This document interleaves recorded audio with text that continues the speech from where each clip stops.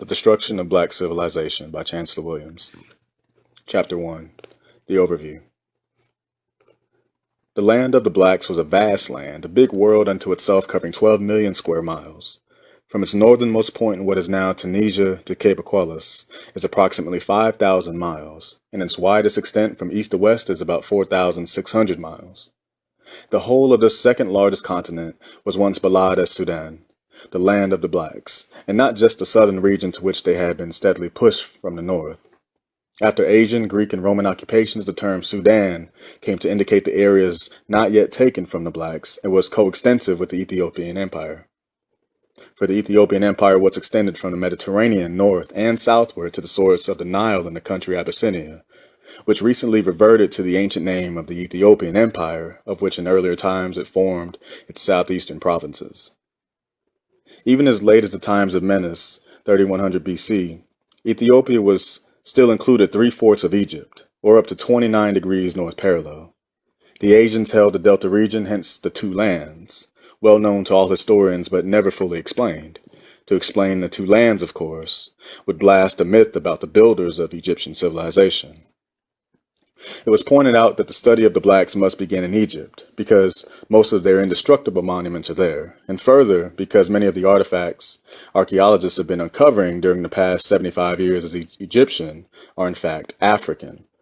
Yet the very heartland of the race and the cradle of civilization were actually further south below the First Cataract, centered around the capital cities of Napata and Meroe. From there, black civilization spread north, reaching its most spectacular achievements in what became known as Egyptian civilization. The general condition of vast stretches of uninhabited and uninhabitable land over the continent seemed to support the Western thesis that Africans never developed any worthwhile civilization with a notable historic past. The more charitable might add that in the very nature of the situation it could not have been otherwise. Samuel Baker went far in promoting the idea of African innate inferiority, even if he had to use the most forbidding area to Africa to do it. The terrible swamplands of the Sud, an area south of Khartoum, that in its full extent and as big as England. No one would claim that any kind of society, civilized or savage, could exist in the Sud swamplands. Probably the largest in the world, for it was neither all land nor water, but a seemingly endless mass of rotting vegetation. Interwoven tree-like vines, steaming heat, swarm-like man-killing mosquitoes, crocodiles, hippos, and other unknown forms of tropical life. The conclusion of Baker and others was that they were in a land where time had stood still in its beginning, where life never advanced and the human species had simply rotated in aimless cycles like the animal life in the Sud. As late as the 1840s and 50s, these explorers, even the most ignorant, should have known that in the same vast continent of wastelands, tropical rainforests, and swamplands, there was also areas of arable land and civilized states. But they wrote about what they saw the most of, vast stretches of wasteland and secluded groups of strange people. But as we shall see, some of the great kingdoms and empire builders in Africa seem not to have known the meaning of failure or to have any ideas about surrounding and surrendering to fate.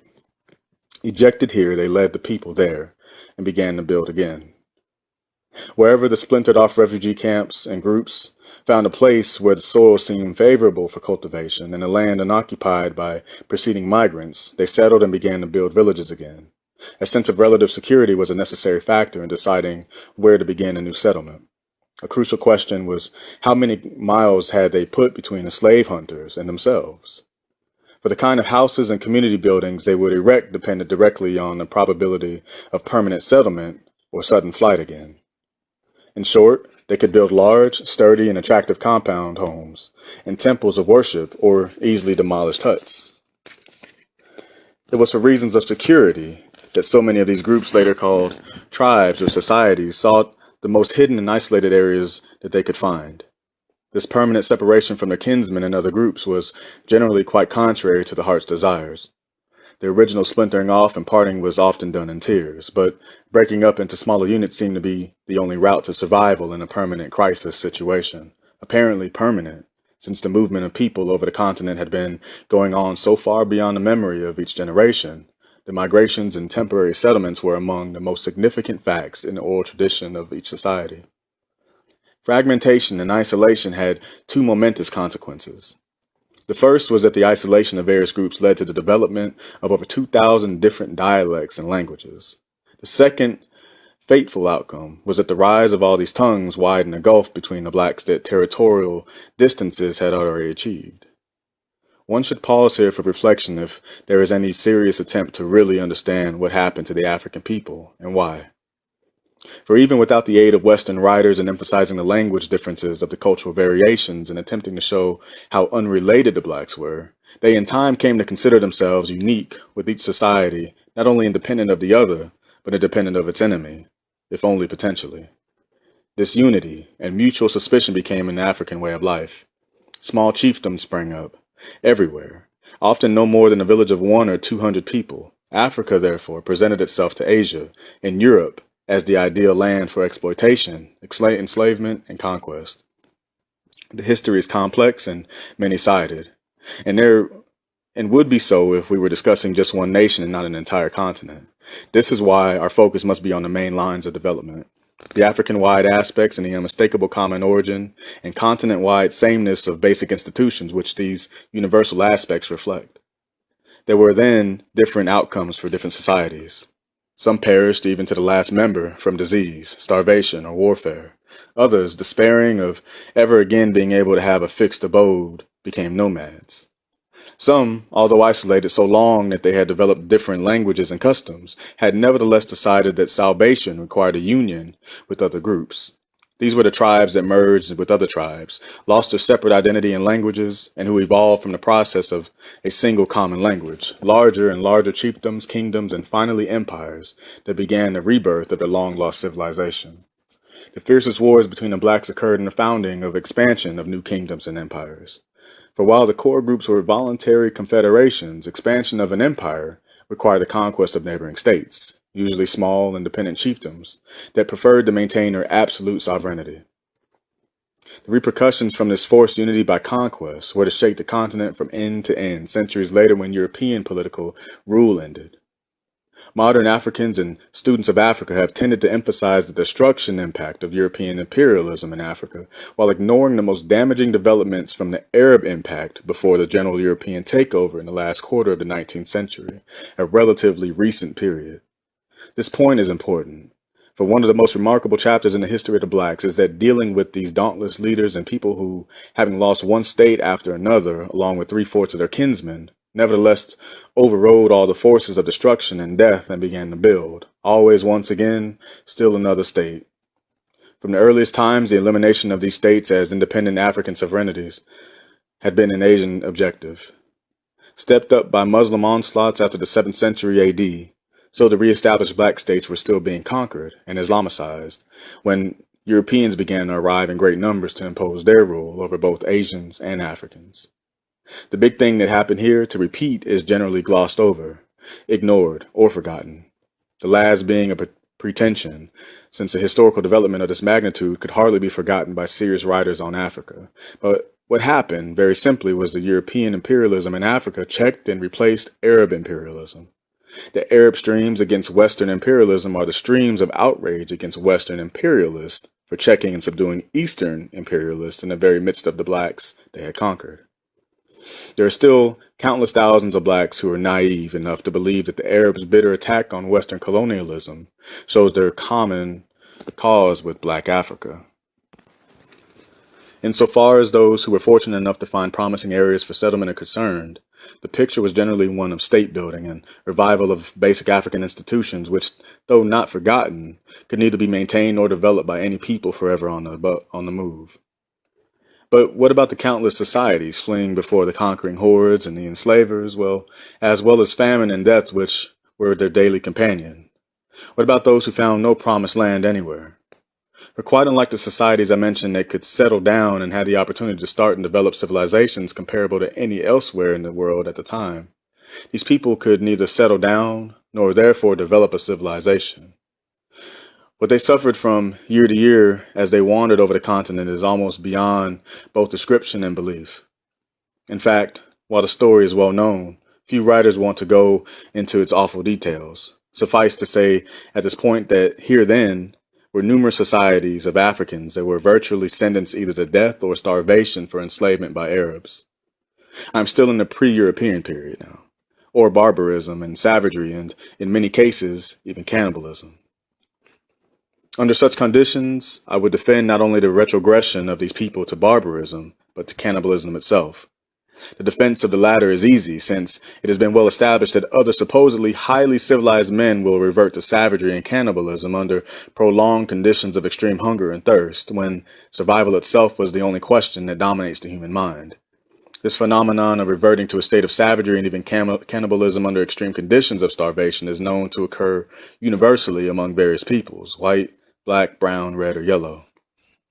The facts we have, then, show that after they lost Egypt and the eastern Sudan, some Africans overriding all adverse conditions grouped themselves to form nations and developed a high order of civilization independent of any external influences. Others never settled anywhere long enough to develop anything notable, but seemed to remain in a state of lethargy or suspended animation. They had surrendered to fate and became too weak to fight back. They descended to a state of semi-barbarism, descended, because most of these societies had known better times and higher order of life.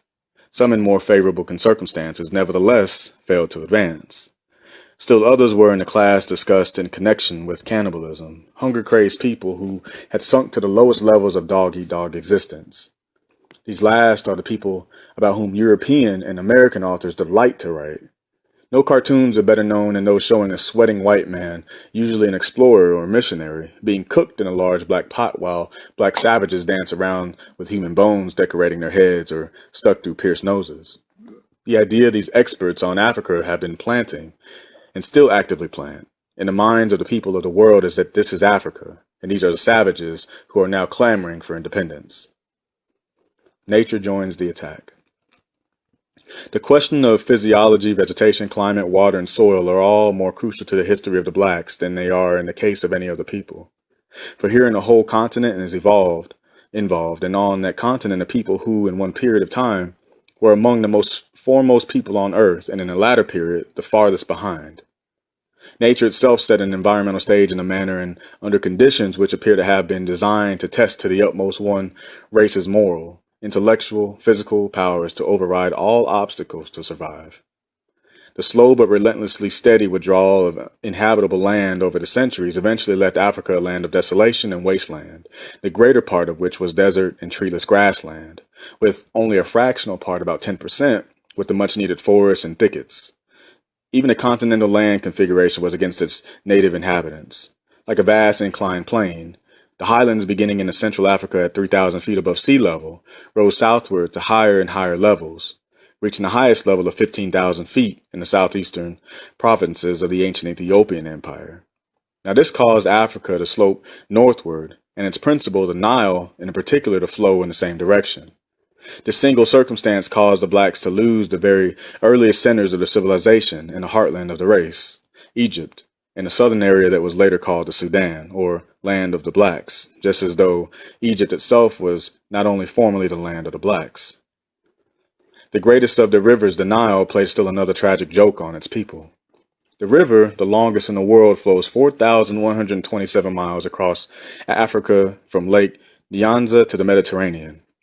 Yet not until it reaches Aswan and begins its stretch of 750 miles to the sea does it overflow to the further enriched 13,500 square miles of already fertile soil in Egypt. For its 3,377 miles through the heart of the Black Africa, the Nile sank as it cut deep canyons in its soft limestone floor, leaving cliffs at places from a few hundred to a few thousand feet high. What this means is that for over 3,000 miles to the eastern side of the continent, the Nile was collecting the rich soil carried to it by heavy rains and 1,000 tributary streams. Now these flow into the mother of rivers and add to the enrichment of its waters, flowing northward, guarded all the way by her deep channels until it reached the hard sandstone above Aswan, and then begins its periodic overflow the rest of the way to the sea. Now here a natural phenomenon cheated the Africans in a big way that was to have dire consequences. There could be no black daughter of the Nile, observed Parsons in the streams of history.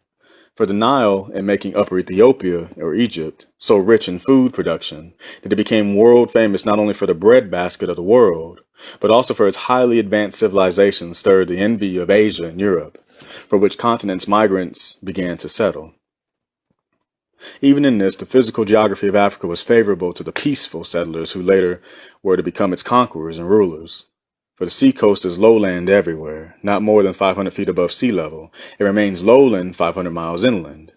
Asia and European occupation of the seacoast of North Africa and East Africa was therefore relatively easy, and probably even welcomed at first by the blacks as co-partners in world trade.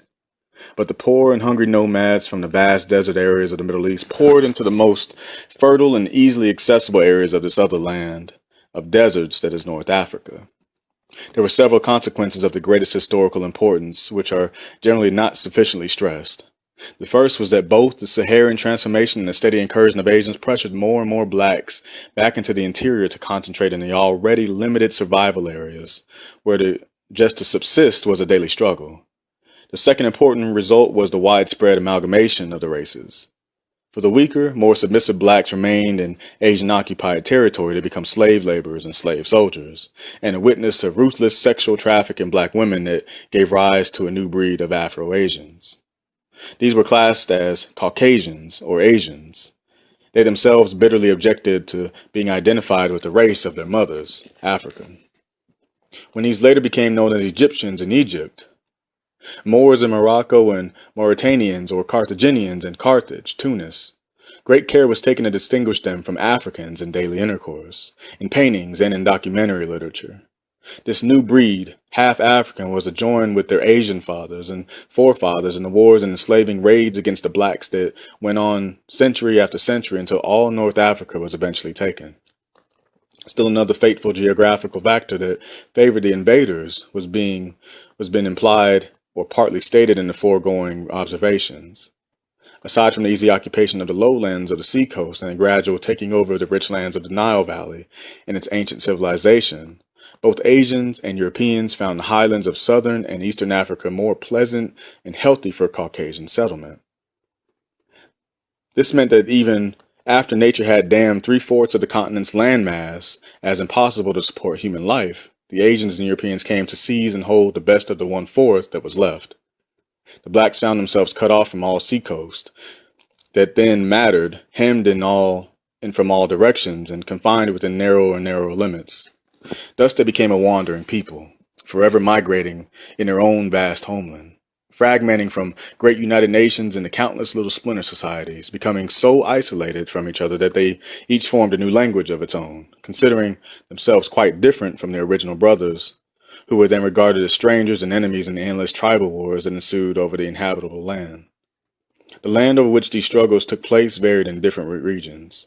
So did the climate that so greatly affected it. The people, even some of their institutions, varied under environmental influences. The landmass in the eastern regions, for example, has been undergoing a vertical movement of elevation and sinking and leveling process occasioned by the atmosphere and weathering since Miocene times. Geologists trace the elevation of the mountains in the area, including Kilimanjaro, and the faulting of fracturing that created the Great Rift to early volcanic activity. In the arid and semi-arid regions, there are vast stretches of desolate land, which were not made so by nature alone. For like the Sahara itself, much of it was once woodland, where animal life flourished and streams flowed. Man played with the leading role in its destruction by the use of fire and its shifting farm methods. Animals also helped in the process. The relation of green grass and forest to climate and climate to rainfall seems not to have been known or fully appreciated in treeless and grassless areas. The periodic rains evaporate into non-water-holding earth. One may travel hundreds of miles over regions of this kind without finding a single stream. Now all rivers and streams have disappeared like the raindrops in the sand. Because of the same physical characteristics of the land previously discussed, irrigation was extremely difficult, and in most places impossible outside of Egypt. We have spoken so much about African deserts and sands and rocks that one might be misled into thinking that it was this kind of land alone that could not support a population. But there were vast non-desert areas of hard red and red-brown soil that had been leached by heavy rainfall, robbed of its essential elements for vegetation, such as calcium and phosphorus, and of course its once rich humus of topsoil. This continuous weathering was obviously destructive. The soil problems was further aggravated by having underneath floors of hard laterite elements, just as though there was just a master plan to guarantee that the soil would not hold any water. Therefore, the problem involved far more than restoring topsoil and land conservation program to prevent erosion, because the hard floor underneath drained away the rainfall as fast as it reached that level. No corner or scrap of land in Africa has escaped hunger, says Jose de Castro in the Geography of Hunger. This is a continent of the starving, all of it, and in hunger and chronic malnutrition may be found one of the most decisive reasons for the backwardness of Africa, for the relative stagnation and lassitude of the greater part of its people. But the Garden of Eden areas must not be overlooked when we are considering the general overall conditions. These are areas which, while not comparable to the rich floodplains of the Nile Valley and Delta, have unfertilized soil that nevertheless produce a surprisingly rapid growth of abundant vegetation and a heavy concentration of animal and bird life. These are the areas where fruits and nuts of many varieties grow in abundance without the aid of man. Without these areas of salvation here and there over the continent, along with pastoral grazing land, the black race as a race would have doubtlessly perished from the earth. And they almost did. The trend once seemed to be definitely in the direction of extinction, even if we dismiss accounts of planned mass extermination by their enemies as unreliable. Too many other threats to survival remained to darken every ray of hope. Disease was everywhere, the offspring of distress, privation, hunger, and malnutrition. It spread over the land as advanced scouts for death. Over half of Africa's babies were either born dead or died soon after birth. Old age was between 40 and 50 years. 3/4 of the people, as even today, are still weakened by malnutrition and malarial water, and a number of diseases that are largely traceable to these two causes: beriberi, pellagra, scurvy, and even leprosy. The scourge of childhood is kwashiorkor, or malignant malnutrition. This accelerated depopulation of the black man's countries, resulting from the nature of soil and climate, mass enslavement, death, and resisting slavery, wars of conquest, intertribal conflicts, exhaustion from endless flights and migrations, and ever-present disease, all this reduced the black population by 3/4. Under reasonable favorable conditions, the African population today would be 4 times its present number. And when it is pointed out that 3/4 of the people today are still weakened by malaria and malnutrition, reference is made to the 1/4 of the people who survived in spite of it all. How then were the blacks able to battle invading enemies from one end to the continent to the other for several thousand years? True, they were overcome in the end, but what sustained them through all those centuries and struggles on so many different fronts and against so many different kinds of enemies? Weakened so generally by both disease and what became perpetual hunger, whence came their strength and courage to carry on? It may well be that the answers lie in the death-defying pyramids they built in Egypt when the land was theirs. Preconditions for progress. There must be a number of preconditions without which the genius of any people for thinking, inventing, discovering, and building will be inhibited or eventually die under extreme circumstances. A few of these preconditions for progress are: 1. The people must become famine-free and able to settle down and end their perennial roaming from place to place in search of food and water. 2. Finding suitable territory, the leaders must proceed through negotiations with other neighboring societies and fragmented groups to nation building. 3. A crucial precondition: there must be developed a sense of national community among the various language groups that make up the country. This is so important that it cannot be left to wishful thinking or by chance.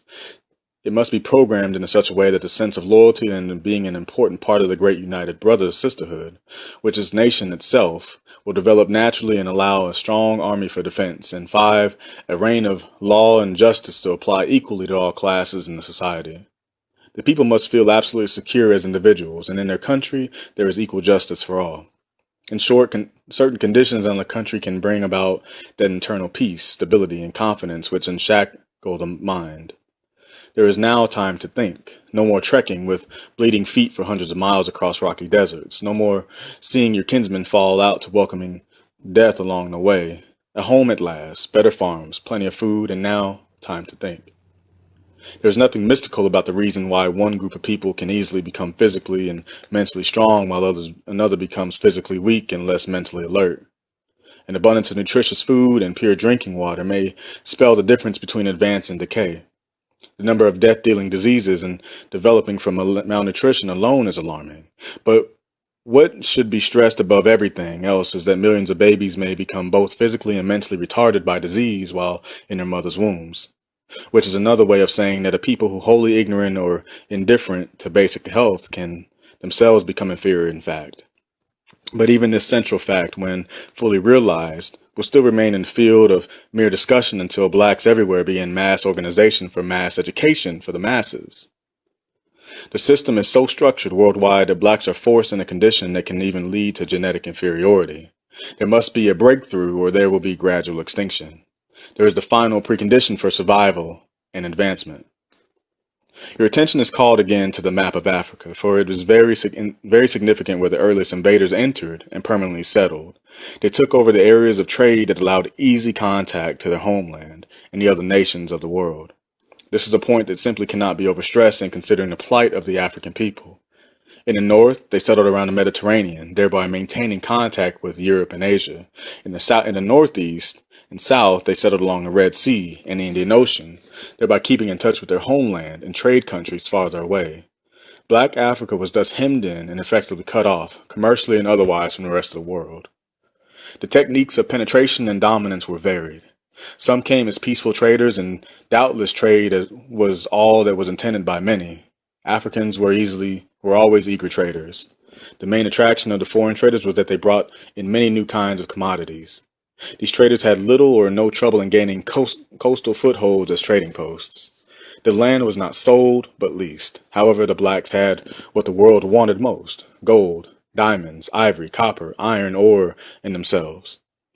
The trading posts soon became strong fortifications around which villages and towns sprang up as settlers from Asia poured in, and armed forces became organized. The Africans watched these developments with increasing apprehension, for the traders were often armed with superior and different types of weapons of war, and spent much time in training recruits, including Africans. Indeed, in some areas a definite pattern emerged: an all-African army under Asian officers, a pattern to be followed later by the Europeans. This was easy enough for the Arabs. They owned and captured Africans who made up the fighting forces. The Africans could blame only themselves for this. Here, as in certain other things, they were still engaged in practices which, while once universal, had long since been dying out or generally abandoned by the rest of the world. This one was the enslavement of captured prisoners of war. When African chiefs and kings began to sell these to slave-hungry Arabs, they set in motion a chain of events that was to undermine the civilizations of the most advanced societies of the continent, further checking their progress and degrading their whole race for another 2,000 years. Now, when the sale of the fellows became the chief source of wealth, African leaders became increasingly estranged from the finest thing in African life, the sense of community and of kinship with all those would-be friends. When greed severed the traditional ties of brotherhood, the gradual movement of the invaders from the coastal areas inland became relatively easy. Blacks against blacks, with increasing suspicion and hatred, may be traced to the Africans' own slave raids. The inland raids for slaves were resisted by some chiefs, and the raiders were attacked. But this opposition was not only always due to any opposition to slavery, but to this kind of direct action which bypassed the chiefs and thereby eliminated their profits. The conquest of blacks by religion. Other invaders found penetration easy under the banners of religion. Full advantage was taken of the fact that Africans are a very religious people. First came the crescent flag of the Prophet. The Islamic advance was three-pronged: proselytizing missions claiming one brotherhood, widespread intermarriages of concubinage with African women due to the Muslim system of polygamy, and forceful conversion at sword point. The cross of Jesus Christ followed the Muslim crescent. The cloak of Christianity was a most convenient hiding place for those who had other designs, hence the drive to convert. Conversions here meant far more than conversion to Christianity. As in the case of Islam, it meant change to the white man's image, his ideas and value system. The real object of worship turned out to be neither Jesus Christ nor Father, God, but Western man and Western civilization. Christian brotherhood? Well, yes, in principle.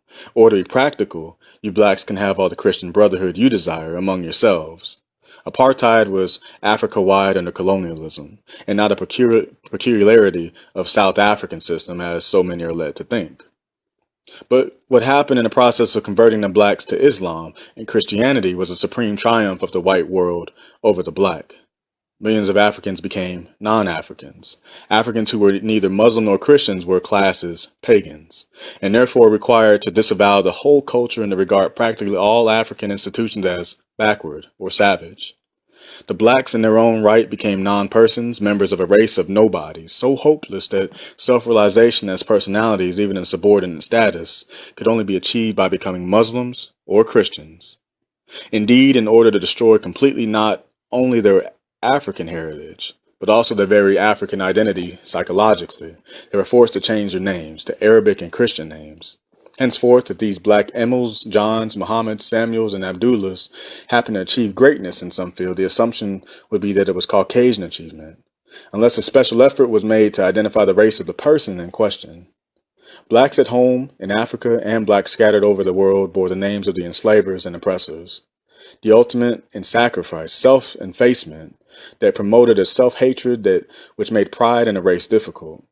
That these psychological shackles still handicap not only the rebirth of modern African states, but also blacks everywhere, should be obvious to all. Finally, there were the invaders who apparently disdained the cloak of deception and came in fighting. They had no problem. They knew in advance that they would find the Africans almost everywhere, unprepared to defend themselves against a well-organized, well-trained body of men, no matter how small. The situation developed as a splinter, and independent little states became more and more numerous. The use of secret agents seemed to be as old as organized states, for the practice of sending spies as goodwill ambassadors, traders, etc., well in advance into a country to be invaded, goes far back into antiquity. Those sent into Africa from various lands could report back that 1. Africans were largely peaceful people engaged in agriculture, mining, trades, fishing, arts, crafts, various kinds of manufacturing, such as pottery, furniture, building materials, boats, weapons, and war, etc. 2. These settled states and their generally highly developed social and political systems indicate their advanced civilization. 3. But they were ill prepared for war except against their neighbors, who also used the kind of spears, bows, and arrows which we had abandoned long since. 4. In general, they have no swiftly moving mounted soldiers. 100 or more dashing cavalrymen with firepower could put 10,000 of them to flight. 5. They are a secretive people, for while they are fully aware of the great mineral wealth of the continent, they use it in a very limited way, mainly for personal adornment, and have no desire to open up to foreigners for world commerce, that they would greatly benefit them, according to rigidly limit their trading activities, but mainly because Asians hold all the seacoast and have them cut off from the world in its trade. 6. Finally, the whole of Africa could, with few exceptions, be progressively taken over simply by picking off one small state after another, for the overall pattern of the continent is one of countless small independent groups, which for itself and itself alone, there is no unity among them, even for a common defense. Since it is the first duty of each chief to protect the people, all seem to be too proud to seek unity with other chiefs, thinking this might indicate a sign of weakness in itself and invite attack. Therefore, it could have been truthfully reported to either Asia or Europe any time during the last 1,000 years that the widespread segmentation and attending disunity among the Africans made them easy to conquer and dominate. Some of these 6 hypothetical items would be valid as conclusions regarding a general situation only after the widespread collapse of strong African states, when small splinter states spread over the continent like an epidemic.